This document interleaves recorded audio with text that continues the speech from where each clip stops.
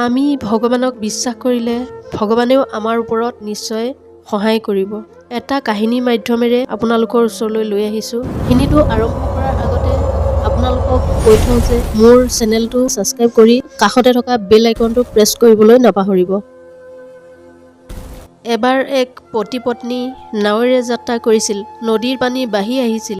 এনেকুৱা লাগিছিল যেন নাওখন ডুবি যাব।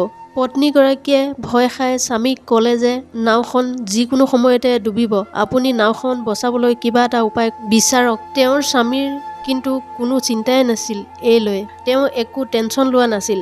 তেওঁক পত্নীয়ে বাৰে বাৰে কৈছিল, কিবা এটা কৰা, নাওখন ডুবিব এতিয়া। তেতিয়া স্বামীজনে এখন তৰোৱাল উলিয়াই পত্নীৰ ডিঙিত থৈ চুপ থাকিবলৈ ক'লে। তেতিয়া পত্নীয়ে তেওঁক ক'লে, নাওখন ডুবু ডুবু হৈছে আৰু তুমি ধেমালি কৰিছা। তেতিয়া স্বামীয়ে সুধিলে, তোমাৰ ভয় লগা নাইনে তোমাৰ ডিঙিত মই তৰোৱাল থোৱাৰ পাছতো?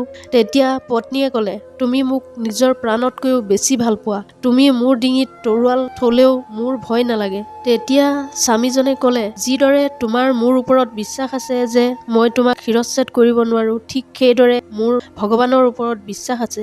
কাৰণ ভগৱানে মোৰ লগত কেতিয়াও বেয়া কৰিবই নোৱাৰে। লাগিলে যেনেকুৱাই পৰিস্থিতিয়ে নহওক, তেওঁ মোক ডাঙৰতকৈ ডাঙৰ দুখৰ পৰা মুক্ত কৰিব, বিপদৰ পৰা উদ্ধাৰ কৰিব। আৰু এই বিশ্বাসেই প্ৰতিজন মানুহেই নিজৰ জীৱনত আগত ৰাখি আগবাঢ়িব লাগে। পৰিস্থিতি লাগিলে যেনেকুৱাই নহওক, সেই পৰিস্থিতিৰ পৰা ভগৱানে আমাক উদ্ধাৰ কৰিবই।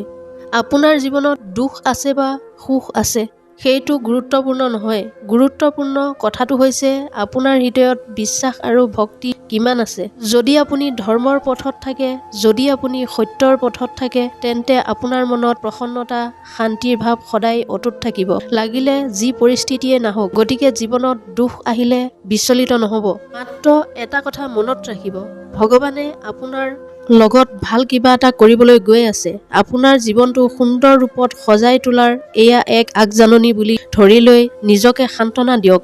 ধৈৰ্য নেহেৰুৱাব। যদি এইদৰে আগবাঢ়িব পাৰে, আপুনি সদায় দুখৰ সৈতে যুঁজ দিব পাৰিব। এইখিনি বুজি লৈ আপুনি হাঁহি মুখে জীৱন কটাব পাৰিব। বন্ধুসকল, ভিডিঅ'টো ভাল লাগিলে মোৰ চেনেলটো ছাবস্ক্ৰাইব কৰিবলৈ নাপাহৰিব।